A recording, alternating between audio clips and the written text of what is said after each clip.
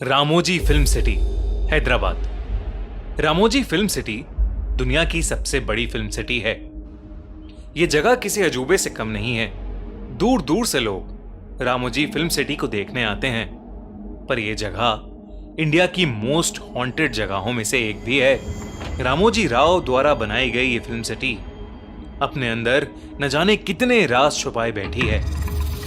लोग कहते हैं कि रामोजी फिल्म सिटी एक पुराने जमाने की युद्ध भूमि पर बनी हुई है और वो ऐसे सोल्जर्स की आत्मा से हॉन्टेड है जो बहुत साल पहले उसी युद्ध भूमि में अपनी जान गंवा बैठे थे। लेकिन 26 साल की समायरा को इसका कोई अंदाजा नहीं था। उसका बचपन से सिर्फ एक ही सपना था, एक सक्सेसफुल एक्ट्रेस बनने का। पर उस सपने को पूरा करने में बहुत स्ट्रगल भी था। समायरा को इंडस्ट्री में 5 साल हो चुके थे, पर अब तक उसे ऐसा कोई प्रोजेक्ट नहीं मिला था जिसे वो अपना बड़ा ब्रेक कंसिडर कर सके। समायरा की अब अपने सपने पर गिव अप करने की नौबत आ गई थी। तभी एक सुबह उसे एक कास्टिंग डायरेक्टर का कॉल आया। उस कास्टिंग डायरेक्टर ने बताया कि एक बड़े बॉलीवुड मूवी डायरेक्टर को उसकी प्रोफाइल बहुत पसंद आई है और वो उसे अपनी मूवी में कास्ट करना चाहता है। समायरा की खुशी का ठिकाना नहीं था। उसने अपनी ऑडिशन की वीडियो सेंड की और कुछ ही दिनों में उसे सिलेक्शन का कॉल आ गया। समायरा को रामोजी फिल्म सिटी में शूटिंग का इनविटेशन आया और वो निकल पड़ी अपने सपने को मुमकिन करने के लिए। रामोजी फिल्म सिटी के बारे में जितना समायरा ने सुना था वो उससे भी ज्यादा सुंदर थी।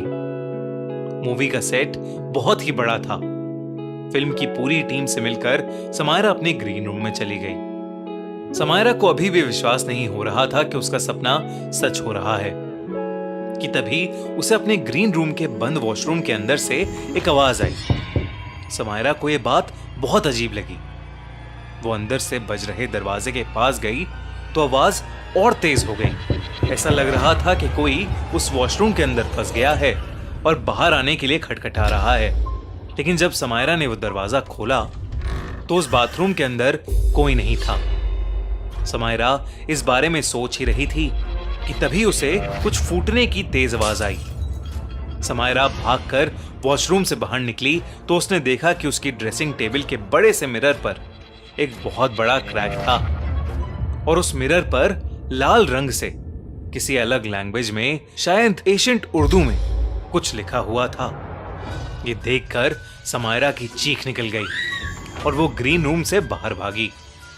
उसने सेट पर मौजूद लोगों को सब कुछ बताया और कुछ असिस्टेंट्स समायरा के साथ उस ग्रीन रूम में गए। पर जब वो वहां पहुंचे तो उन्हें कुछ भी दिखाई नहीं दिया। शीशा भी जुड़ा हुआ था और वॉशरूम से कोई आवाजें भी नहीं आ रही थीं। समायरा की बात पर कोई विश्वास नहीं कर पा रहा था और क्योंकि शूट बस शुरू ही होने वाली थी तो कुछ मेकअप आर्टिस्ट उसका मेकअप करने लगे। समायरा को भी अपने साथ हुआ ये किस्सा भुलाना पड़ा और वो शूट से पहले अपनी लाइंस की रिहर्सल करने लगी। पहले सीन में समायरा शॉपिंग करके अपने घर लौट रही थी और रास्ते में एक चोर उसका बैग छीनने वाला था। सीन बिल्कुल परफेक्ट हुआ, पर फिर भी डायरेक्टर लाइट्स एडजस्ट करके उस सीन के रीटेक्स लेने लगा। सिर्फ उसी एक सीन के करीबन 20 टेक्स हो चुके थे। समायरा थोड़ी सी फ्रस्ट्रेट होने लगी थी, इसलिए उसने डायरेक्टर से फीडबैक मांगा। डायरेक्टर ने समायरा को कैमरे के पास बुलाया और उससे बताया कि उस सीन में समायरा की कोई गलती नहीं थी, पर हर बार एक काली सी परछाई समायरा के सर के पास आ रही थी। डायरेक्टर को लग रहा था कि कोई लाइटिंग का इशू था, पर समायरा को उस परछाई में कुछ ऐसा दिखा जिससे उसके होश उड़ गए। समायरा को उस परछाई में 2 लाल आंखें दिखी। समायरा अब घबराने लगी थी, पर वो आंखें सिर्फ वही देख पा रही थी। वो और लोगों को भी उन आंखों को दिखाने की कोशिश कर रही थी, पर कोई भी उसकी बात समझ नहीं पा रहा था।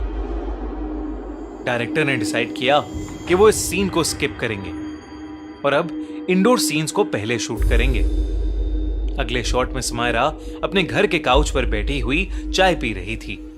उसी शॉट के लिए एक स्पॉट बॉय सेट के ठीक ऊपर से स्पॉटलाइट कैमरे पर डाल रहा था, पर अचानक से वो स्पॉट बॉय स्पॉटलाइट के समेत 20 फीट की ऊंचाई से नीचे गिर पड़ा और स्पॉटलाइट का कांच टूटकर सीधा उसके पेट में घुस गया। इस घटना के बाद पूरे सेट पर हाहाकार मच गया।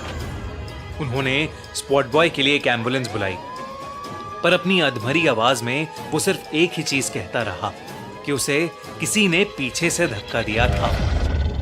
अब सबको लगने लगा था कि उस सेट पर कुछ तो अजीब हो रहा है, पर इस घटना के बावजूद फिल्म के प्रोड्यूसर और डायरेक्टर अब भी चाहते थे कि एटलीस्ट उस दिन में एक सीन तो शूट हो जाए। इसलिए उन्होंने एक लास्ट सीन शूट करने का सोचा।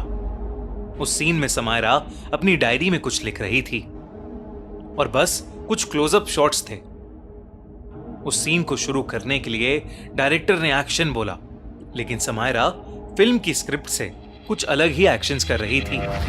जब डायरेक्टर ने देखा कि समायरा फिल्म के क्यूज को फॉलो नहीं कर रही, तो उसने जोर से कट चिल्लाया, पर समायरा फिर भी नहीं रुकी। समायरा अब अपना सर झुकाकर बस उस डायरी में कुछ लिखे जा रही थी। समायरा अब किसी अलग भाषा में कुछ बड़बड़ाने भी लगी थी। सेट पर मौजूद सभी लोगों को डर लगने लगा। तभी कुछ लोगों ने समायरा के करीब जाने की कोशिश की, तो समायरा अब एक पागल जानवर की तरह उन पर चिल्लाने लगी। उसका पूरा मेकअप उसके चेहरे पर फैल गया था। उसके बाल भी अपने आप बिखरने लगे और उसके चेहरे को ढकने लगे। समायरा अचानक बहुत ही ज्यादा डरावनी लगने लगी थी। वहां खड़े सब लोग कांप उठे थे। उसकी भाषा को कोई नहीं समझ पा रहा था, पर कुछ सेकंड्स तक चीखने के बाद समायरा अचानक ही जमीन पर गिर पड़ी और बेहोश हो गई। जब समायरा उठी तो वो एक हॉस्पिटल में थी और उसके पास उस फिल्म की एक मेकअप आर्टिस्ट बैठी हुई थी। उस मेकअप आर्टिस्ट ने समायरा को सब कुछ बताया और उससे कहा कि समायरा के बेहोश होने के काफी देर बाद अथॉरिटीज को दिखाने के लिए डायरेक्टर ने उस शॉट की क्लिप को प्ले किया और उस क्लिप में समायरा के सर पर वही काला साया दिख रहा था जो उन्हें पहले सीन में दिख रहा था। वो काला साया कैमरे के एकदम पास आया और उसके बाद रिकॉर्डिंग बंद हो गई। इस घटना के बाद उस मूवी की शूटिंग को वहीं बंद कर दिया गया। समायरा का सपना तो टूट गया, पर वो खुशकिस्मत थी कि उसकी जान बच गई। वो काली परछाई किसकी थी और आखिर समायरा के साथ ही ये सब क्यों हुआ, इसका जवाब किसी के पास नहीं है। जवाब है तो सिर्फ एक चीज का, कि रामोजी फिल्म सिटी वाकई हॉन्टेड है। Haunted hospital JNIMS Jawaharlal Nehru institute of medical science hospital Manipur में सिचुएटेड है। बहुत सालों से यह hospital essential medical services public को प्रोवाइड करता आया है, पर इस हॉस्पिटल के बारे में बहुत सी अफवाहें हैं जो अब धीरे धीरे बढ़ती ही जा रही हैं, और इन अफवाहों की माने तो ये जगह हॉन्टेड है।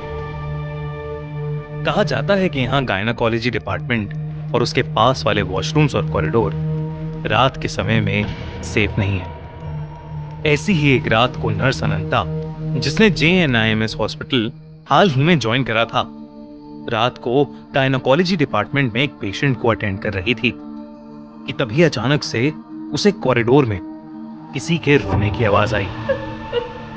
उसने सोचा कि इतनी रात को कौन रो रहा है, तो वो कॉरिडोर में जाकर चेक करने लगी। उसे कॉरिडोर में भी रोने की आवाज तो आ रही थी, लेकिन उसे कोई दिख नहीं रहा था। उसे ये सब बहुत अजीब लगा, तो वो कॉरिडोर में इस आवाज की ओर बढ़ने लगी। वो कॉरिडोर के एंड तक पहुंच गई, लेकिन पूरे कॉरिडोर में किसी इंसान का कोई नामो निशान नहीं था। अनंता घबराने लगी थी क्योंकि आवाज और तेज होती जा रही थी और वहां कोई भी नहीं था। अनंता डर से वापस पेशेंट रूम में जाने लगी और जैसे ही वो वापस जाने के लिए मुड़ी, उसको अपने पीछे किसी के होने का एहसास हुआ। उसे लगा जैसे उसके पीछे कोई खड़ा है, लेकिन इससे पहले अनंता कुछ कर पाती, अचानक से उस कॉरिडोर की लाइट्स फ्लिकर होने लगी और उसके अगले ही सेकंड वो फ्लिकर होना बंद हो गई। अनंता को एहसास होने लगा कुछ तो जरूर कुछ अननेचुरल हो रहा है। रोने की आवाज बढ़ती गई और जैसे ही अनंता ने पीछे मुड़कर देखा तो एक औरत पेशेंट के कपड़ों में वहां जमीन पर दीवार की तरफ मुड़कर बैठी हुई दीवार को रोते रोते स्क्रैच कर रही थी। वो बार बार बस यही बोल रही थी, मेरे साथ गलत हुआ मेरे साथ। ये देखकर अनंता एकदम सुन्न पड़ गई थी, जैसे अनंता की बॉडी ही फ्रीज हो गई हो। अनंता को समझ नहीं आ रहा था कि अचानक से उसके साथ ऐसा क्या हो रहा है और उसके सामने वो लेडी पेशेंट कौन है और ऐसे क्यों बिहेव कर रही है। अनंता ने उस पेशेंट के करीब जाने का सोचा और तब अनंता ने देखा कि उस औरत के शरीर के नीचे का हिस्सा खून से लथपथ था। जैसे ही वो औरत अनंता की तरफ मुड़ी, अनंता के होश उड़ गए। उस औरत के हाथ में एक मरा हुआ बच्चा था और वो उस बच्चे को लेकर अनंता की तरफ ही चलते हुए आ रही थी। पूरे कॉरिडोर की लाइट्स दोबारा फ्लिकर करने लगी। वो औरत आगे बढ़ते हुए बार बार यही बोले जा रही थी, मेरे साथ गलत हुआ, तुम सबने ये अच्छा नहीं किया, तुमने मुझे मार डाला। अनंता बहुत डर चुकी थी और वो अपनी बॉडी को मूव ही नहीं कर पा रही थी। सामने से आ रही उस खून से लथपथ औरत की आंखों में इतना गुस्सा था कि अनंता का दिमाग चलना बिल्कुल बंद हो गया था। अनंता ने बहुत हिम्मत की और किसी तरह वो वहां से भागकर उस फ्लोर के वॉशरूम में जाकर छुप गई। उसने अपनी पॉकेट से फोन निकालकर किसी को मदद के लिए बुलाने का सोचा, लेकिन जब उसने अपनी पॉकेट में हाथ डाला कि उसने अपना फोन तो गायनाकोलॉजी डिपार्टमेंट में ही छोड़ दिया था। वो रात अनंता काफी देर तक अकेली ही उस वॉशरूम में डर के मारे छुपी हुई थी। उसे डर था कि बाहर उसका सामना उसी भयानक औरत से हो जाएगा। तभी अचानक से बाथरूम के दरवाजे पर जोरों से खटखट हुई और फिर अचानक बंद हो गई। इस सब के बीच अनंता की नजर उस बाथरूम में लगे एक बड़े से शीशे पर गई और उस शीशे में उसे कुछ ऐसा दिखा जिसे देखकर अनंता कांप उठी। उस मिरर की रिफ्लेक्शन में वही खून से लथपथ औरत अनंता के ठीक पीछे खड़ी थी। अनंता डर के मारे पीछे मुड़ी, लेकिन वहां कोई नहीं था। अनंता को लग रहा था कि वो पागल होती जा रही है। वो बस कुछ भी करके उस वार्ड से निकलना चाहती थी। वो जानती थी कि बाकी सभी नर्सें ऊपर वाले फ्लोर पर मौजूद नर्स वार्ड में थीं, पर वहां जाने का रास्ता उसी कॉरिडोर से होकर गुजरता था जहां पर उसे पहले वो भयानक औरत दिखी थी। पर अब अनंता के पास और कोई रास्ता नहीं था। उसने डिसाइड किया कि वो सीधा दौड़ती हुई ऊपर वाले फ्लोर पर चली जाएगी और बिना कुछ सोचे अनंता ने कॉरिडोर की तरफ दौड़ लगाई और भागते हुए उसका पैर किसी चीज से टकराया और वो नीचे गिर गई। जब उसने देखा कि वो किस चीज से टकराई तो उसका पूरा शरीर सफेद पड़ गया। जमीन पर उसी औरत की लाश पड़ी थी जो उसे कुछ देर पहले कॉरिडोर में दिखी थी। उस औरत की बॉडी को देखते ही अनंता को दौरे पड़ने लगे और वो बेहोश हो गई।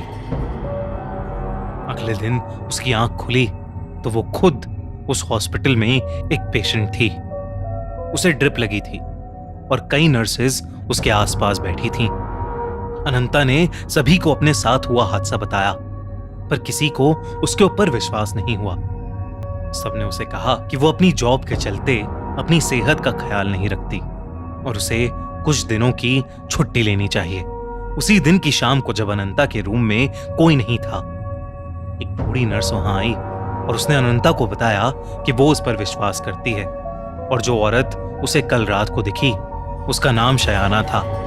करीबन 20 साल पहले शयाना को अपनी प्रेगनेंसी की लास्ट वीक में एक एबनॉर्मल पेन हुआ था और उसके चलते उसे हॉस्पिटल में एडमिट किया गया था। प्रेगनेंसी में कॉम्प्लिकेशंस के चलते डॉक्टर्स ने शयाना की फैमिली को बताया कि उनके बच्चे या शयाना में वो किसी एक को ही बचा सकते हैं।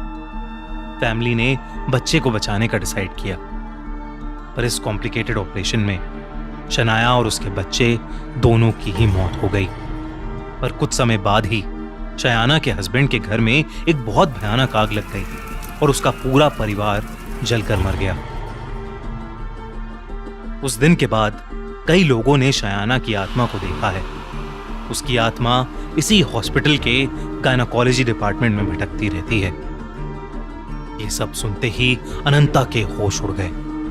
उसने तुरंत अपनी नौकरी छोड़ दी, यहां तक कि उसने दूसरे हॉस्पिटल्स में नाइट शिफ्ट्स लेना भी बंद कर दिया।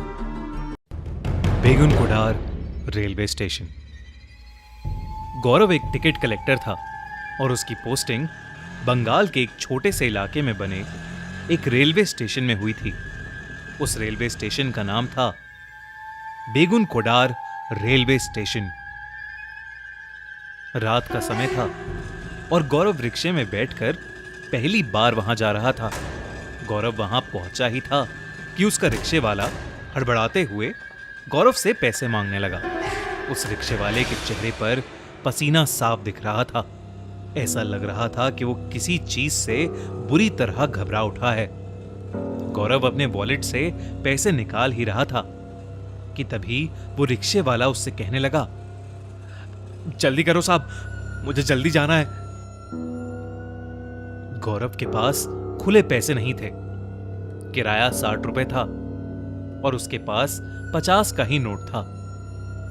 लेकिन इससे पहले कि गौरव कुछ कहता, वो रिक्शे वाला वही 50 रुपए का नोट लेकर वहां से तेजी से अपना रिक्शा लेकर चला गया। गौरव को उसकी हड़बड़ाहट थोड़ी अजीब लगी, पर क्योंकि वो स्टेशन देर से पहुंचा था तो उसे अभी बहुत काम था, इसलिए गौरव ने उस रिक्शे वाले को नजरअंदाज किया और स्टेशन के अंदर चला गया। स्टेशन पर पहुंचकर गौरव को वहां सफाई करता हुआ एक कर्मचारी मिला।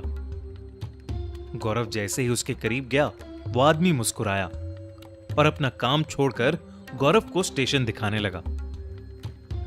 स्टेशन में एक टिकट काउंटर था और टीटी के लिए एक छोटा सा रेलवे क्वार्टर बना हुआ था। गौरव ने स्टेशन को जब पूरी तरह से खाली देखा तो उसने मजाक में उस कर्मचारी से पूछा, यहां इतना ही सन्नाटा रहता है हमेशा या कोई आता जाता भी है? ये सुनते ही उस कर्मचारी ने कुछ अजीब सा जवाब दिया। उसने कहा, साहब, कोई गांव वाला आए या ना आए, वो तो जरूर ही आएगी। इतना कहकर वो कर्मचारी चुप हो गया। गौरव ने उससे पूछा कि वो क्या कहना चाह रहा है। इस पर कर्मचारी ने कोई जवाब नहीं दिया और बात को टालने के लिए वो गौरव के लिए चाय लेने चला गया। आज गौरव की उस स्टेशन पर पहली रात थी। गौरव ऑफिस में बैठा कुछ रजिस्टर्स अपडेट कर रहा था कि तभी जोर से ट्रेन के हॉर्न की आवाज आई। उस रात की पहली ट्रेन जो बेगुनकुडार रेलवे स्टेशन से गुजर रही थी, उसे चार्ट के हिसाब से तो स्टेशन पर रुकना चाहिए था, पर वो ट्रेन बिना रुके स्टेशन से आगे जाने लगी। इतने में गौरव ने देखा कि एक लड़की प्लेटफॉर्म पर ट्रेन के पीछे पीछे उसे रोकने के लिए भाग रही थी। गौरव जैसे ही उठकर प्लेटफॉर्म तक पहुंचा, वो लड़की उसे कहीं भी दिखाई नहीं दी। उसे लगा कि शायद ये उसका वहम होगा और इसलिए वो अपने ऑफिस में वापस आ गया। करीबन आधा घंटा बीता और एक और ट्रेन उस स्टेशन पर आई, पर वो भी बिना रुके वहां से निकलने लगी। गौरव ट्रेन के बारे में कुछ सोच पाता कि उससे पहले ही उसे फिर से वही लड़की ट्रेन के पीछे प्लेटफॉर्म पर भागती हुई दिखी। गौरव ने उस लड़की को कई आवाजें लगाई, पर वो लड़की ट्रेन के पीछे दौड़ती हुई आगे तक निकल गई। इस बार भी जब तक गौरव प्लेटफॉर्म पर पहुंचा, वो लड़की फिर से कहीं खो गई। गौरव को अब थोड़ा अजीब लगा, इसलिए उसने सोचा कि अगली ट्रेन का इंतजार वो प्लेटफॉर्म पर ही करेगा। उसे लगा कि ट्रेन का ड्राइवर उसे सामने खड़ा देख ट्रेन को जरूर रोकेगा। करीबन आधा घंटे बाद एक और ट्रेन आई।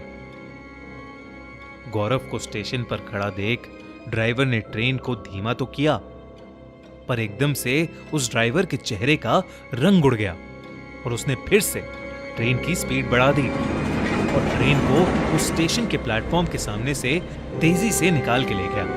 गौरव ड्राइवर को आवाज लगाने ही वाला था कि तभी उसने देखा कि सफेद साड़ी पहने वही लड़की दौड़ती हुई आई और प्लेटफॉर्म पर भागती हुई ट्रेन से भी आगे निकल गई। गौरव को अपनी आंखों पर यकीन ही नहीं हो रहा था, क्योंकि वो लड़की गौरव की आंखों के सामने ट्रेन की रफ्तार से भी तेज भाग रही थी। ये देखकर गौरव एकदम सहम सा गया और वो दौड़कर अपने ऑफिस में आ गया और अपने आप को उसने अंदर से बंद कर लिया। अभी जो उसने देखा था उसे देख गौरव के होश उड़ चुके थे। वो अपनी चेयर पर बैठकर अपने आप को शांत ही कर रहा था कि तभी उसे ऑफिस की खिड़की से प्लेटफॉर्म पर जो दिखा उससे उसकी रूह कांप उठी। उसी दौड़ती हुई लड़की का आधा कटा हुआ धड़ हाथों के बल प्लेटफॉर्म पर रेंग रहा था। गौरव का चेहरा पीला पड़ चुका था। वो उस लड़की को देखकर जोर से चीखा और पीछे के दरवाजे से स्टेशन के बाहर भाग गया। गौरव दौड़ता दौड़ता स्टेशन से करीबन आधा किलोमीटर दूर आ गया था और उसे वहां फुटपाथ पर सोया एक आदमी मिला। वो आदमी घबराए हुए गौरव की आहट से अचानक उड़ गया। गौरव हांफते हुए उस बूढ़े आदमी को अपने साथ हुए हादसे के बारे में बड़बड़ाने लगा। फुटपाथ पर सोए आदमी ने गौरव की यूनिफॉर्म को पहचान लिया और उससे मुस्कुराकर कहने लगा कि अगर वो अपनी जान की परवाह करता है तो फौरन अपनी पोस्टिंग को बदलवा ले। उसने बताया कि बेगुन कुडार रेलवे स्टेशन भूतिया है। उसने कहा कि वो स्टेशन करीबन पिछले 40 सालों से बंद पड़ा था और 2009 में जब से वो वापस खुला तब से कुछ ना कुछ उल्टा सीधा हो ही रहा है। माना जाता है कि आज से तकरीबन 50 साल पहले स्टेशन की आउटर रिंग पर एक लड़की की ट्रेन से कटकर मौत हो गई थी। सभी का मानना है कि वो स्टेशन वाली आत्मा उसी लड़की की है। बेगुन कुडार स्टेशन पर रात के समय कोई भी ट्रेन नहीं रुकती, पर उस लड़की की आत्मा रात में गुजरने वाली हर एक ट्रेन के सामने जरूर दौड़ती पाई जाती है। उसने कहा कि गौरव से पहले कई लोग जो यहां काम करने आए, उन्होंने या तो अपना मानसिक संतुलन खो दिया या उनके साथ कोई दर्दनाक हादसा हुआ है। इसलिए यहां पर कोई भी काम नहीं करना चाहता और ना ही यहां से कोई रात में ट्रेन पकड़ता है। गौरव ने सब कुछ सुन लिया और उसी रात सब कुछ छोड़कर अपने गांव वापस लौट गया। इस वजह से उसे नौकरी से कुछ महीनों के लिए सस्पेंड भी कर दिया गया था, पर शायद उस स्टेशन को छोड़कर उसने अपनी जान बचा ली। और अगर आपको एक कहानी अच्छी लगी तो हमारा चैनल खूनी मंडे सब्सक्राइब करना बिल्कुल मत भूलिएगा।